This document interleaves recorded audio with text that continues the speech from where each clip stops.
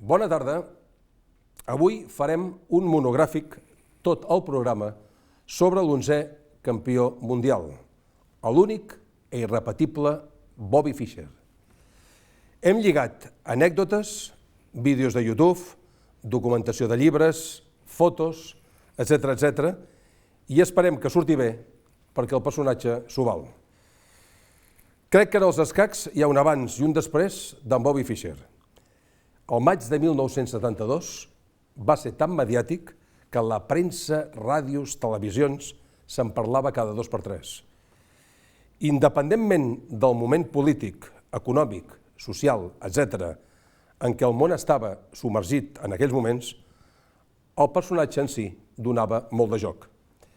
Una personalitat única que anava a contracorrent de tot el que se li posava per davant. A mi, personalment, els personatges o figures històriques que van contracorrent m'encanten. Tothom d'aquella època que vam poder gaudir d'aquell maig, Fischer, Spassky, vam disfrutar molt i ha quedat un record imborrable a la memòria. Programa 100, número 103, comencem.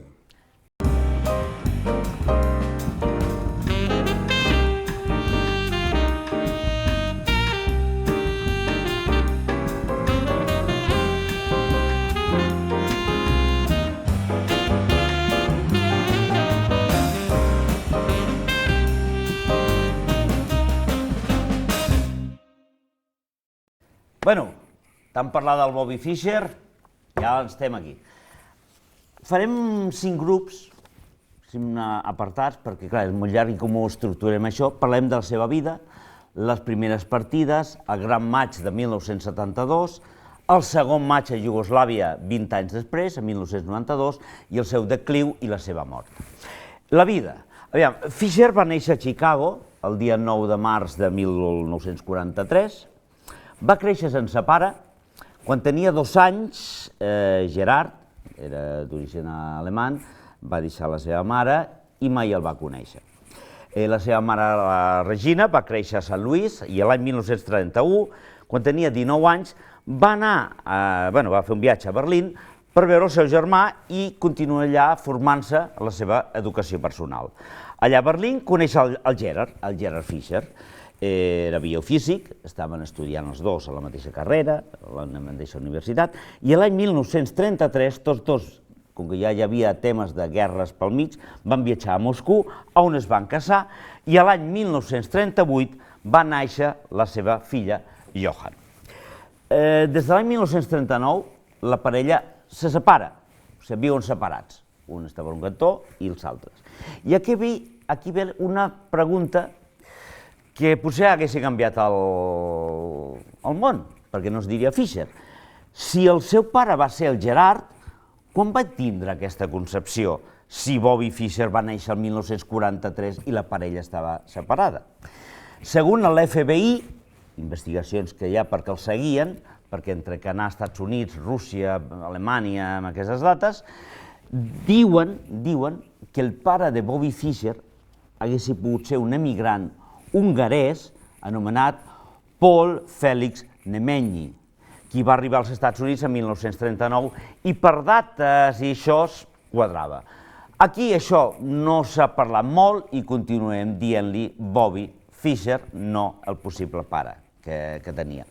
La infància de Fischer va ser molt dolenta, la misèria. O sigui, tenien problemes per menjar.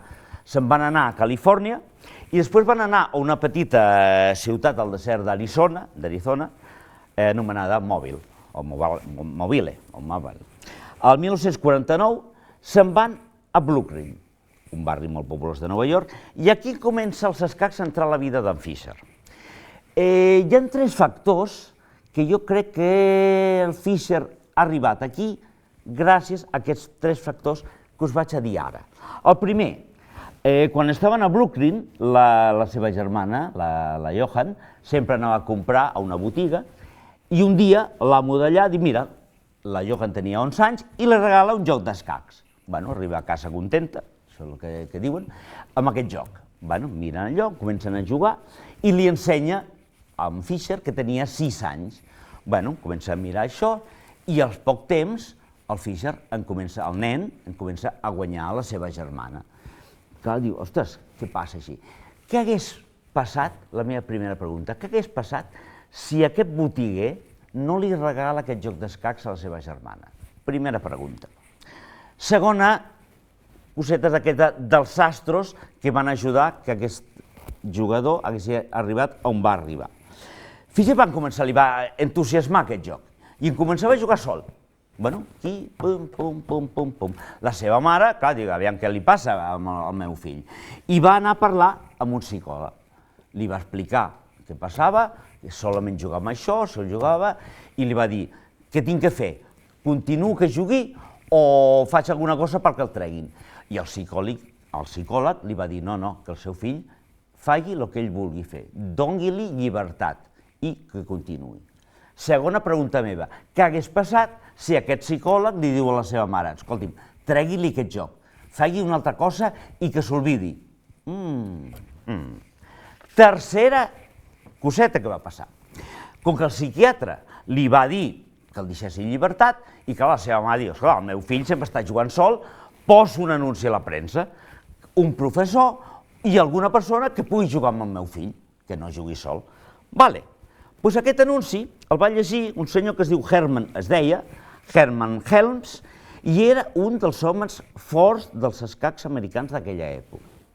Va convidar el petit Fischer a unes simultànies, va jugar allà, evidentment va perdre, es va posar a plorar, i allò era el 17 de gener de 1951.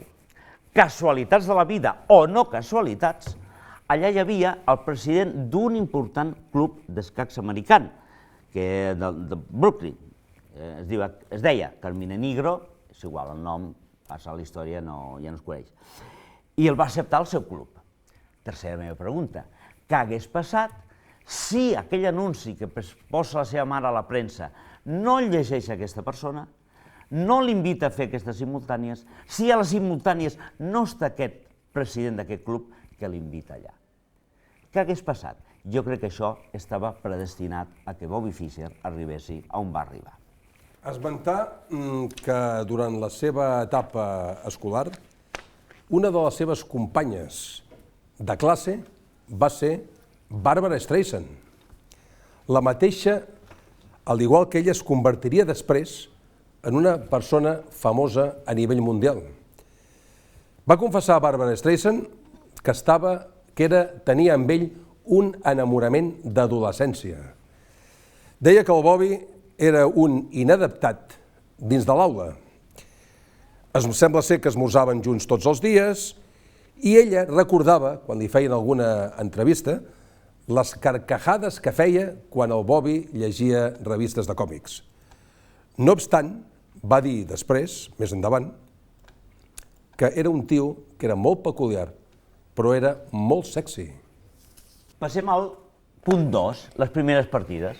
Han vist ja com va estar, les seves relacions amb la Bàrbara, el col·legi, les primeres partides. L'any 1956, Fischer guanya un torneig a aquell club d'aquell president que el va invitar a ser soci, el Manhattan Chess Club, i per primera vegada la premsa ja veia alguna cosa, ja s'olorava alguna cosa. Aquí ha aparegut un prodigi d'escacs als Estats Units. Estem parlant de l'any 1956, molt jove encara. Aquell maig juvenil, va guanyar en 13 anys, sol va perdre una partida, en va guanyar 8 i va empatar-ne 3. Perdó, en va empatar-ne 1. Als 14 anys és quan explota. Als 14 anys guanya el campionat juvenil, aquí guanya 8 partides i sol en perd una, no va empatar a ninguna. El seu joc, ja es veu aquí, era agressiu, a guanyar, i si perdo, poc es perdia. I aquest mateix any, en 14 anys, guanya l'Obert dels Estats Units en 8 victòries i 4 taules. Aleshores, aquí ja veien que aquest noi aquí tenia alguna coseta. Fischer i la seva mare no s'entenien. La seva mare sempre estava a sobre, deixa això, no sé què, i al final, 58, 57, més o menys a finals dels anys 50, se separen. El Fischer va pel seu cantó i la seva mare va per l'altre. L'any 1958, l'any que vaig néixer jo, una informació addicional, va guanyar el campionat dels Estats Units. 8 victòries, 5 empats, 10 punts i mig de 13. Estan jugant campionat dels Estats Units, grans mestres. O sigui, ha fet 10 punts i mig de 13, era una xifra molt alta. I la gent això ho estava mirant. La gent, la premsa, escolta'm, aquí als Estats Units tenim un ídol, russos, estem aquí. Aquí també van començar unes cosetes d'aquelles típiques del Fischer. Li van donar el títol de mestre internacional i Fischer es va enfadar, ho fes. Jo hagués estat contentíssim. I va dir, escolta, m'haguessin pogut donar directament el títol de gran mestre. Ja està. I després, l'any 1958, se'n va a jugar a Moscou. Quan arriba allà, volia ja jugar amb el Botvinnik. Allà se li van prendre una mica en broma. Sembla ser que l'únic que una mica el va respectar, i així va ser en Petrosian. Els altres, escolta'm, el Fischer, no sé què. I a partir d'aquí va tindre una enemistat contra Rússia. Va haver, potser va ser això o unes altres coses, mentre estaven dinant, en Bobby es va aixecar i va dir que estava fart d'aquests porcs russos. Això és el que va transmetre a l'intèrprete. Sembla ser que no va dir això, sinó que estava fart del porc rus, parlant de Botvinnik, perquè passava d'ell. Però a partir d'aquí el van expulsar dels Estats Units i això Fischer ho portaria gravat tota la història. Esmentar també que cap a meitats dels anys 60 el príncipe Rainiero de Mònaco, casat amb l'actriu americana Grace Kelly, organitzava de tant en tant alguns tornejos d'escacs i volia que hi anessin els millors jugadors del món. Ell va posar una condició, que quan fes aquest torneig, que hi anessin 3 jugadors americans. Però d'aquests 3 jugadors americans, que un fos el Bobby Fischer. Bé, resulta que la Federació Americana va parlar amb el Bobby i aquest va accedir a viatjar cap a Mònaco, viatjar a Europa, no? I de pas satisfer la intensa curiositat dels prínceps. Però Fischer, quan va arribar a Mònaco, tot li va començar a semblar fatal. L'allotjament, la il·luminació, el menjar, la disposició de la sala de joc, les butaques del públic, tot. I les seves contínues exigències van posar als organitzadors dels nervis. Aquell primer torneig que organitzava el Rainiero, el va guanyar el Bobby Fischer. Però ell, el Rainiero, el va continuar fent, em sembla que un parell o 3 de vegades més en els successius anys. Estem parlant de meitats dels anys 60. Però, quan va dir que vinguessin 3 nord-americans, va dir que amb l'única condició que cap dels 3 fos en Bobby Fischer. En Bobby es va convertir en el gran mestre més jove i la persona o el jugador més jove a jugar al títol mundial de candidats, el torneig de candidats. I ara, acabant ja les primeres partides, passem al punt número 3, que es el gran match de 1972. Pero en la helada isla volcánica de Islandia, concretamente en la pintoresca capital, Reykjavik, se iniciaban los preparativos para otro enfrentamiento, el Campeonato Mundial de Ajedrez. Nunca había visto nada igual. Algo que inmovilizó a una ciudad durante 14 semanas. El acontecimiento de Reykjavik no era una mera partida de ajedrez. Todo apuntaba a un enfrentamiento entre superpotencias, una confrontación entre ideologías políticas en pie de guerra. No se trataba simplemente de dos personas moviendo piezas en un tablero, era un enfrentamiento a escala internacional. Aquello generó un gran interés debido a la Guerra Fría porque se trataba de los Estados Unidos contra la Unión Soviética. A un lado del tablero se encontraba Boris Spassky, un afable ruso, campeón del mundo y producto de la máquina soviética de ajedrez. Boris Spassky era en esos momentos campeón del mundo y Rusia dominaba el ajedrez mundial. En realidad Spassky no jugaba solo. Lo hacía con el peso y el prestigio y la sagacidad de toda la Unión Soviética. En el resto del mundo, la mayoría de los jugadores eran amateurs, pero los de los países del telón de acero eran profesionales. Enfrente de Spassky se hallaba la promesa americana, Bobby Fischer, que con su enorme ego y sus peticiones extravagantes estuvo a punto de acabar con el campeonato. Nadie sabía si finalmente se enfrentaría al campeón Boris Spassky. A partir del momento en que Spassky y Fischer se sentaron frente al tablero, se acabó aquel momento de disuasión y espera en el que se encontraba la Guerra Fría, iniciándose una batalla a vida o muerte entre dos grandes maestros. Aquel duelo crearía un héroe inesperado en Estados Unidos. Había algo hermoso en su modo de mover las piezas. Era casi como si estuviera tocando el piano. Estados Unidos necesitaba un motivo para animarse, y precisamente se lo dio Bobby. Él no estaba ahí en nombre del comunismo. Por el contrario, Fischer sentía un odio evidente tanto hacia el comunismo como hacia el conjunto de jugadores que producía el sistema soviético. Estem parlant de diverses vegades, heu sentit la paraula Guerra Fria, Guerra Freda. Bé, perquè ens centrem en què va ser la Guerra Freda, va ser un enfrontament de tipus polític, econòmic, social, militar, informatiu, científic, etc., entre les dues grans potències d'aquell moment. Per un cantó, el bloc occidental, que era el bloc dels Estats Units, que el president era en aquell moment Eisenhower, i per l'altre cantó tenim el bloc oriental, que era el bloc de la Unió Soviètica, en què el president era Nikita Khrushchev. Aviam, això es va situar més o menys quan va acabar la Segona Guerra Mundial, entre els anys 1945 i 1947, durant la postguerra de la Segona Guerra Mundial, i se li diu Guerra Freda perquè no va haver-hi mai un enfrontament violent. L'única cosa que volien controlar els dos el món, però no hi va haver-hi violència. Amb tot això, resulta que es va prolongar tota aquesta Guerra Freda pràcticament uns 30 i pico d'anys, 40, pràcticament fins a la dissolució de la Unió Soviètica, després la caiguda del mur de Berlín, l'any 1989, i després un fallit cop d'estat que va haver-hi a la URSS l'any 1991. Per això parlem que des del 1945-47 fins al 91, tot això és el temps aquest que les dues superpotències volien dominar, i aquí és quan es va acabar tot. Sobretot amb la perestroika, també. Amb la perestroika, que va ser, a l'inici de la perestroika, que va ser l'any 1985. Però tot plegat va durar fins al 1991. Aquest és el concepte que jo volia que quedés clar a tots els que ens estan sentint de què és el que era la Guerra Freda. Freda per què? Perquè no hi va haver-hi violència. Era el hecho de que Fischer lo sintiera así.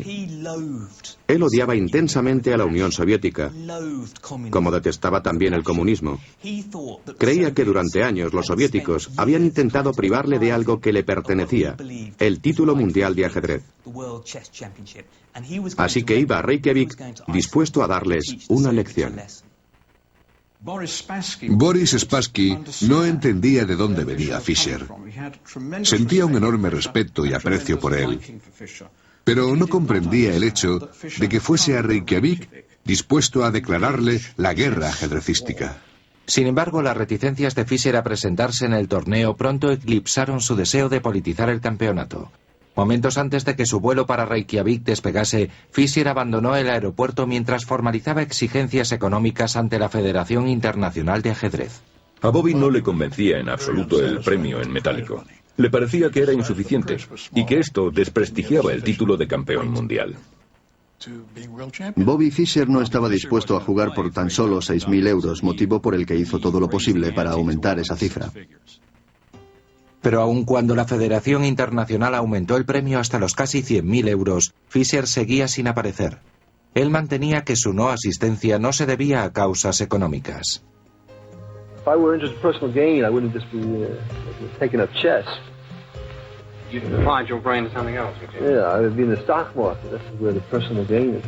A medida que se prolongaba su ausencia, muchos comenzaron a creer que lo que le retenía en casa era el miedo y no era el motivo económico. Tenía una puntuación baja contra Spassky, nunca le había ganado, y en algún momento su confianza empezó a mermar. Mientras Fischer seguía enredando en Nueva York, en Reykjavik se procedió a celebrar la ceremonia de apertura. Lo más gracioso fue aquella ceremonia inaugural. Ahí estaban todas las autoridades, el presidente de Islandia y su gabinete, el presidente del Cuerpo Internacional de Ajedrez y Boris Spassky sentado en su sitio. Solo había una silla vacante, la del aspirante, que seguía en Nueva York negociando el importe del premio. El campeonato del mundo de ajedrez había comenzado de manera oficial, pero era toda una incógnita saber si el duelo del siglo llegaría a producirse. Aun cuando quedaban 2 partidas por disputar, la ventaja de Fischer parecía insalvable. Cuando la partida empezó a ir mal, a Spassky se le veía cada vez más nervioso. Hacía jugadas que eran impropias de él por ser un gran jugador como era. Spassky estaba completamente afectado. No comía ni dormía bien y cometió 3 o 4 errores graves en la primera mitad de la partida. Creo que Spassky se dio cuenta de que iba a perder el torneo. Con su campeón contra las cuerdas, el equipo soviético recurrió a medidas desesperadas. Los soviéticos publicaron una nota de prensa en la que acusaban a Bobby Fischer de emplear tácticas ilícitas para influir en el resultado de la partida. Boris era por lo general un hombre entero, muy directo y agradable. Sin embargo, denunció a los americanos por manipular su silla y quizá incluso la lámpara de juego. Las acusaciones pueden parecer absurdas hoy día, pero en el clima de políticas arriesgadas de la Guerra Fría, los organizadores no querían jugársela. Al final, llevaron a cabo 3 exámenes para comprobar que Bobby no estaba haciendo trampas. Tras un análisis de iluminación, de rayos X y una última prueba química en la que se analizaron todas las pequeñas impurezas del asiento de Spassky, no se encontró nada. Con los cargos por manipulación desestimados, Fischer volvió a concentrarse en el torneo. En la partida número 21, Fischer movió los alfiles y sacrificó la torre. La partida se pospuso esa tarde con Fischer por delante. Íbamos para analizar la partida y Fischer propuso que fuéramos a jugar a los bolos, así que fueron a jugar. Todos estaban intentando anticipar las siguientes jugadas. Todos los grandes jugadores del mundo menos uno, Bobby Fischer. Y cuando a la mañana siguiente se reanudó la partida, fue Boris Spassky el que no apareció. Sonó el teléfono y al descolgar, oí que era Boris Spassky. Decía, esta vez no puedo ganar. Y se retiró. El padre Lombardi y yo estuvimos casi 10 minutos corriendo como locos, hasta que bajamos a la suite de Bobby. Felicidades, eres el nuevo campeón del mundo. Y él contestó, que os lo pongan por escrito. Gave me a real fight. All the other players I played, they crumbled at a certain stage, and I never felt that, with Spassky. El 1 de septiembre de 1972, Bobby Fischer fue coronado rey del ajedrez mundial. Bobby no derrotó simplemente a Boris Spassky, acabó con 36 grandes maestros que no paraban de llegar de Moscú a Reykjavik. Estaba Bobby solo frente a ellos. És impossible exagerar lo importante que fue aquello. I ara el gran mestre Pepe Cuenca ens analitzarà aquesta partida número 21 que va donar la victòria amb el Fischer sobre l'Spassky. I recordem el maig com va acabar, 12,5 a 8,5 favorable al Fischer. Aleshores el Pepe Cuenca ens farà un esbós i un resum final de les últimes jugades que es van produir en la partida número 21, que és la que li va donar el títol amb el Bobby Fischer. Por tanto, el negro tiene plan, y entonces esto hace que la posición blanca sea desesperada. Jugaron G4 y sacrificando a Facundo, esta vez no en vano, ¿vale? Ya sabéis que uno de los mandamientos de Che24 es no sacrifique a Facundo en vano, pero en esta ocasión el segundo gemelo Facundo se sacrifica por su hermano y dice, voy a dejarle vía libre al peón de H, que quiero que se convierta en una bella damisela, ¿no? Peón por F5 y ya el peón de H va a correr. Primero defiendo al otro Faco, hombre, ya sacrificar gemelos Facundo, eso sí que sería de cárcel, ¿no? Incluso, ¿no? Por cosas mucho menores ha entrado gente en la cárcel, ¿no? Se sacrifica a 2 Facundo directo al trullo, ¿no? Alfil G8 y ahora sí que activamos nuestro rey, ¿vale? Y simplemente Fischer, bueno, pues trajo el rey a F4, Aquí, de nuevo, avanzar con A5 nunca va a ser posible porque nos lo comen, ¿verdad? Tras torre A4 nos comen el peón, por eso tras torre B2 se quedó quieto y alfil C4, torre A2, ahora sí quería avanzar el de A5, fijaros, para A6, torre A2 evitando que avance y ahora tiro el de H y las blancas abandonaron esta posición. ¿Cómo podría haber seguido la cosa? Llegó el peón hasta H4, pongo el rey en G4 y amenazo a H3 jaque. Si alfil C4, H3 y me lo como y se acaba la partida. Una clase de finales del gran jugador norteamericano Bobby Fischer. Así que así es como terminó este increíble match que tanto ha dado que hablar durante tantísimos años. Ya sabéis que Bobby Fischer, bueno, será siempre una leyenda para el mundo del ajedrez, ¿verdad? Por su juego, por su carácter, ¿no? Por su forma de ser, ¿no? Por toda la mística que reúne ese match disputado contra Spassky. Y nada, este ha sido nuestro homenaje en ese 1 de septiembre que ya sabéis que rememora ese gran encuentro entre dos monstruos del tablero. Yo tuve la suerte de coincidir con Spassky hace 3 años o así en Alemania, en el estreno de la película que hablaba sobre su match, Spassky contra Fischer, i el tio és un màquina, no?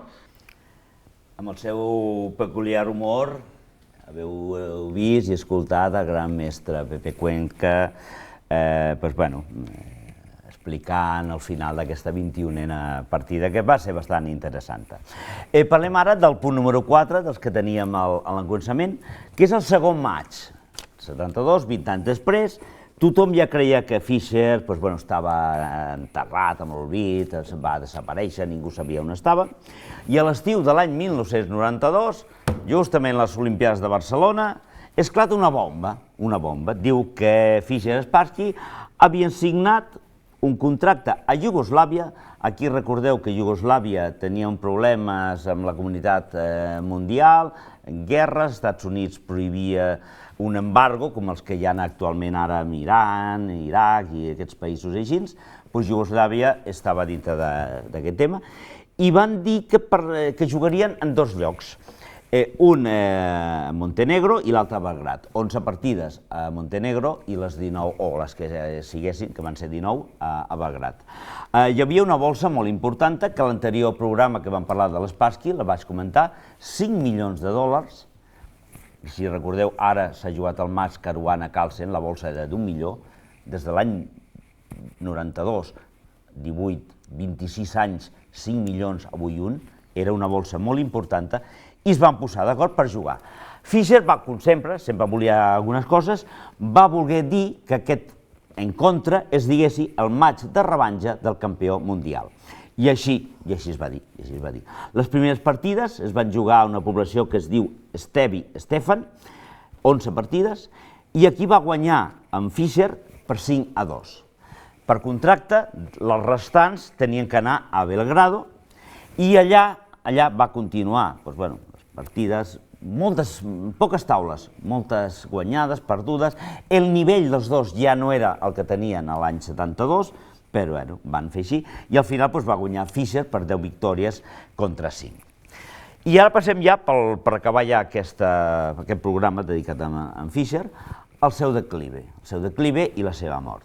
Al llarg dels temps, la salut mental d'en Fischer començava a deteriorar-se, feia cosetes d'aquestes, es posava en contra de molta gent, es va posar en contra dels nord-americans, inclús, sent ell d'ascendència jueva per part de la seva mare, admirava Hitler, va negar l'Holocausto, era una persona que ja estava una mica desequilibrada, o molt desequilibrada, i després, si se'n recordeu, l'11 de setembre de l'any 2001 va haver aquell atemptat més greu que ha sofert als Estats Units, les Torres Gemeles, aquells atacs, i el dia següent, a Filipines, el Bobby Fischer semblava que estava content. Estava content que haguessi hagut aquest atac als Estats Units perquè tenia tanta mania als Estats Units. O sigui, una persona que va defensar el seu país contra una potència d'aquella època